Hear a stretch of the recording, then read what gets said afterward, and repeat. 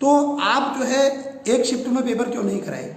दूसरी बात, यदि आपने अलग अलग शिफ्ट में पेपर कराया भी, तो अगर आपने पेपर कराया तो आपके पास क्या इतनी टीम नहीं है कि पेपर का लेवल एक जैसा बना सको आप। और मैं खुद देखिए 10 वर्षों से मैं पढ़ रहा हूँ, तो अगर मैं खुद को देखूँ उन पेपरों को, तो तीनों पेपरों का लेवल लगभग एक जैसा था, लगभग एक जैसा था।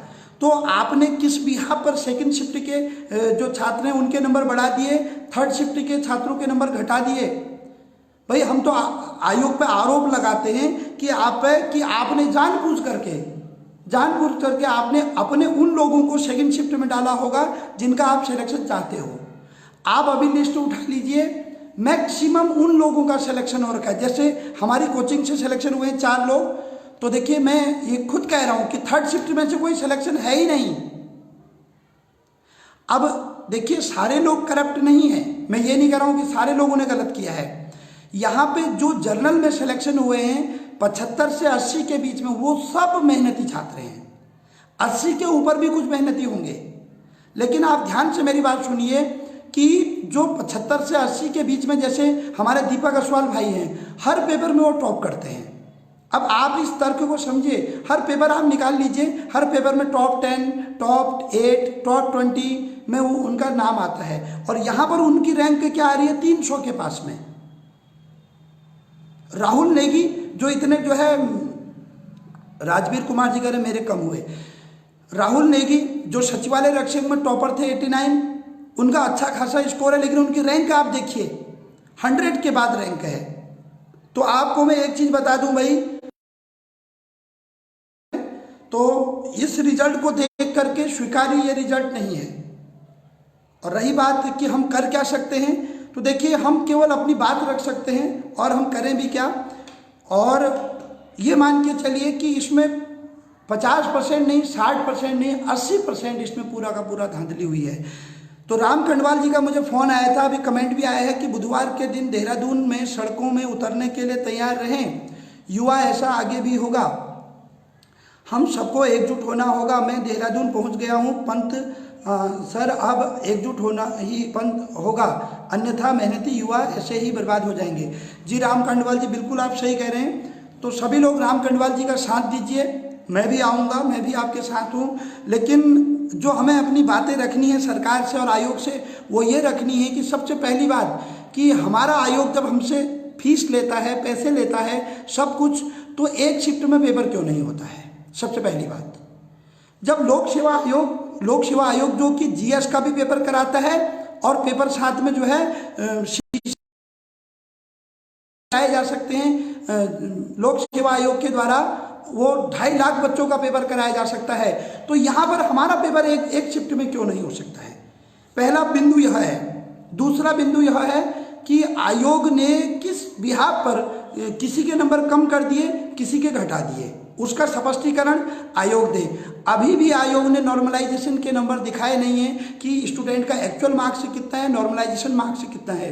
अब आप सोचिए 70+ नंबर लाना इस पेपर में, जिससे भी हम कह रहे थे कि यार 70+ है, तो हर कोई कह रहा था यार 70+ है तो वीडियो मिल जाएगा। अरे वीडियो छोड़ो, यहाँ स्वागती तक नहीं मिल रहा है। 73 मेरा स्कोर था, 71.42 कर दिया गया। कैसे? अब मैं आपको खुद बताता हूँ, आप सभी बुद्धिजीवी, कई लोग, चमियाल जी भी हमें देख रहे हैं, प्रमोद चमियाल जी हैं लाइव, हमारे पुराने मित्र हैं, बहुत सारे बुद्धिजीवी लोग, ये कविंदर कार्की जी हमें देख रहे हैं पिथौरागढ़ से, बहुत सारे लोग, अभी करीब 100 से भी ज़्यादा लोग जुड़ चुके हैं। आप लोग इसको शेयर कीजिए। आज आपके भविष्य का सवाल है। आप अक्सर देखते आए हैं, मैं आपके सामने कुछ पॉइंट रखना चाहता हूँ। केपी चनियाल जी कह रहे हैं सर मैं आपको व्यक्तिगत रूप से जानता हूँ, आपको व्यक्तिगत रूप से जानता हूँ, आप कमेंट चले गया, ठीक है। तो चनियाल जी और हमने साथ में जो है अध्यापन का कार्य किया हुआ है। तो अब मैं आपको ये चीज़ कह रहा हूँ ना कि 70+ मार्क्स हम जिसको भी बता रहे थे, हर कोई कह रहा था यार बधाई हो कि हो जाएगा। होना तो छोड़ो, यहाँ लास्ट तक नाम तक नहीं आया। और दूसरी बात यह है कि आप बुद्धिजीवी लोग हैं, आप समझिए, जब एक क्वेश्चन है कि जो टकसाल नामक रसायन होता है किस पौधे से प्राप्त होता है, और वो हर किताब में है, धुनेर दिया गया है, और वो गूगल पे आप विकिपीडिया पे भी चेक कीजिए, तब भी वही आंसर है। तो आपने किस बिहाफ पे भाई उसको डिलीट कर दिया? हम तो सीधे सीधे आयोग माननीय अध्यक्ष एस राजू जी, हम आप पे आरोप लगाते हैं, इसका मतलब आपका कोई चेला होगा, आपका कोई बंदा होगा जिसने इस क्वेश्चन को छोड़ा होगा या उसने गलत किया होगा, आपने चुपचाप उसको सही दे दिया।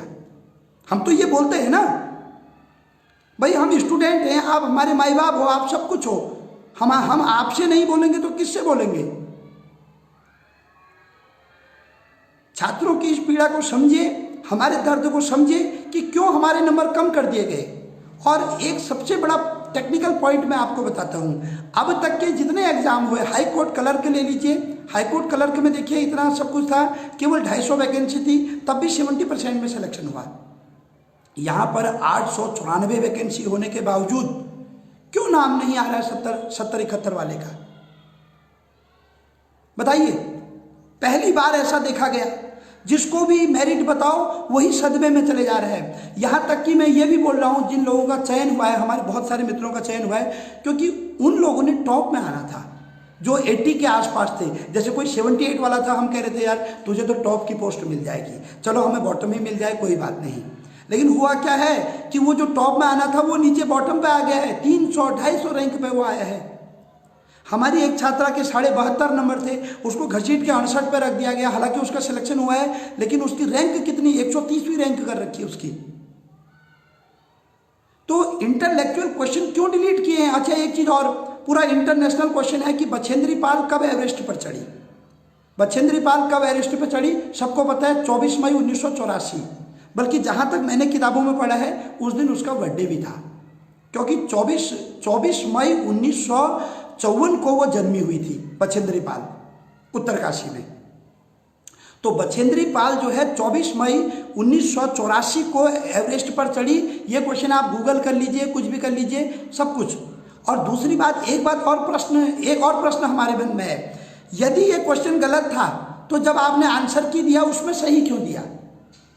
आंसर की में आपने इसको सही दिया, बिल्कुल सही दिया कि ठीक है 24 मई 1984 सही है, लेकिन आज 2-3 महीने के बाद ऐसा क्या हो गया, किसने बोल दिया आपसे कि इसको डिलीट करो और आपने उसको डिलीट कर दिया?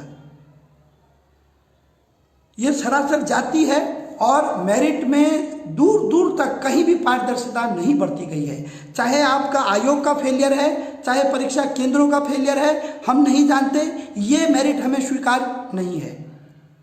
अब आप जो बुद्धिजीवी लोग मुझे देख रहे हैं, आप खुद देखिए, एक्स सर्विसमैन की मेरिट कभी क्या 88 जा सकती है? अरे हम लोग कोचिंगों में पढ़ा रहे हैं, अपना सर फोड़ रहे हैं इतने सालों से, तब जाकर के हमारे नंबर 73-74 आ रहे हैं। और एक एक्स सर्विसमैन कोई भी हो, चाहे 88 मार्क्स लेकर के हमारे ऊपर बैठ जाता है। चलिए ठीक है, मानता हूं वो मेहनत वाले होंगे, तो मीडिया कहाँ है हमारे प्रदेश की? हमारे न्यूज वाले कहाँ हैं? उनके घर क्यों नहीं जाते, उनका इंटरव्यू क्यों नहीं करते हैं? यदि वास्तव में वो इतने विद्वान हैं, मैं उनकी विद्वता पर शक नहीं कर रहा हूं, लेकिन वास्तव में वो विद्वान हैं, 88 मार्क्स लाए हैं, तो हम सब उनके चेले बनने को तैयार हैं। सबसे पहले मैं उनसे शिक्षा लूंगा। लेकिन एटलीस्ट मीडिया वगैरह, जैसे यूपीएससी में टॉपर होता है, मीडिया घर जाती है, तो भैया पता तो चले कि वो व्यक्ति कौन है जो 88 मार्क्स लेकर के वहां पे बैठे हुए हैं। अब मैं ऐसे लोगों को भी जानता हूं, मैं आपको बताऊं तो आप यकीन नहीं मानोगे मेरी बात का। मैं ऐसे लोगों को भी जानता हूं जो पूजा पाठ करते हैं, घंटी बजाते हैं, उनको पानी पीने की फुर्सत नहीं है, 24 घंटे में पूजा पाठ करते हैं वो, और वो चौथी रैंक पे है। हम अपना सर फोड़ रहे हैं, इतने सालों से पढ़ रहे हैं। ये जो शोषण हो रहा है, मैं आपको बता रहा हूं, मुझे रोना आ रहा है। उत्तराखंड में बहुत गलत हो रहा है, ये ठीक नहीं हो रहा है बच्चों के साथ, बहुत गलत बात है। मैं नहीं आना चाहता था लाइव में, कुछ नहीं बोलना चाहता था। 3 दिन हो गए मैं अपने